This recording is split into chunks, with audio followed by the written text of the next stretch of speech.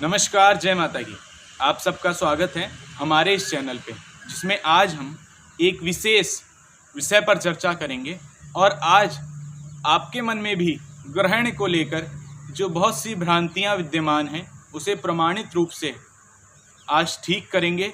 और जो भी गलतियां, जो भी लोग इस चीज़ को गलत अफवाह के रूप में उड़ा रहे हैं कि चंद्र ग्रहण है, चंद्र ग्रहण है, उस विषय पर भी एक विशेष चर्चा करेंगे और जानेंगे क्या ये चंद्र ग्रहण जिसकी चर्चा हर जगह, हर न्यूज़ चैनल, हर न्यूज़ एंकर कर रहा है, क्या वो सही है। आज इन सब विषयों पर एक चर्चा होगी, तो आइए चर्चा करना आरंभ करते हैं। मैं आपको शास्त्र के ही प्रमाण दूंगा। आज मुख्य रूप से मैंने अपने हाथ में पंचांग दिवाकर रखा हुआ है। संवत 2077 अर्थात इसी वर्ष का 2020 से 21 का पंचांग है। आज मैं आपको प्रमाण स्वरूप में पंचांग के ही लफ्ज़ों को सुनवाऊंगा और अपनी तरफ से कोई भी शब्द इसमें ऐड नहीं करूंगा। तो आइए शास्त्र क्या कहता है इस विषय में, पहले उनके तर्क को सुनते हैं, उसके बाद में अपने तर्क आपको देता हूं। विक्रम संवत 2077 मध्य पृथ्वी पर केवल 2 सूर्य ग्रहण ही घटित होंगे, जिनका विवरण आगे आपको प्राप्त होगा। 2 सूर्य ग्रहण, एक 21 जून को और दूसरे की चर्चा मैं आपसे आने वाले समय में करता रहूँगा। विक्रम संवत 2077 मध्य भूलोक में कोई भी चंद्र ग्रहण घटित नहीं होगा। शास्त्र का प्रमाण है, शास्त्र साफ साफ कह रहा है कि 2077 में कोई भी चंद्र ग्रहण घटित नहीं होगा। सन 2020 से 21 में भूलोक पर 3 उपछाया ग्रहण घटित होंगे।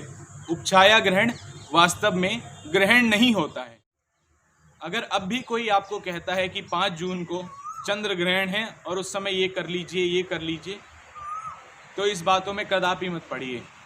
जैसे नॉर्मल जीवन आप जी रहे हैं, उसी तरह से जीवन को चलने दीजिए। और आगे की भी बात आपको बता देता हूँ। 5 से 6 जून 2020, 5 जुलाई 2020 और 30 नवंबर 2020 ये 3 उपछाया ग्रहण भारत पर पड़ेंगे, जिसमें से पहला और आखिरी भारत में दृश्यमान होगा और बीच वाला जो मैंने ग्रहण बताया वो भारत में दृश्यमान नहीं होगा। 5 जुलाई 2020 वाला जो ग्रहण है वो भारत से अदृश्य रहेगा। उसका प्रभाव तो इन तीनों में से किसी का भी नहीं पड़ेगा, लेकिन इन 2 को हम देख सकते हैं।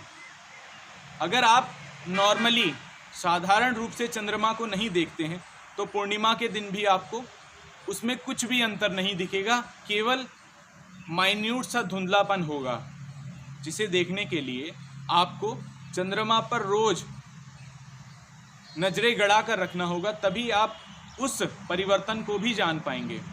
और अगर आप बाकी दिनों चंद्रमा पर ध्यान नहीं देते तो उस दिन भी ध्यान देकर कोई फायदा नहीं है। तो ये था शास्त्र का प्रमाण। आशा करता हूँ आप इस वहम में नहीं पड़ेंगे और जैसे आप अपनी जीवनचर्या जी रहे हैं उसे वैसे ही चलने देंगे। जय माता।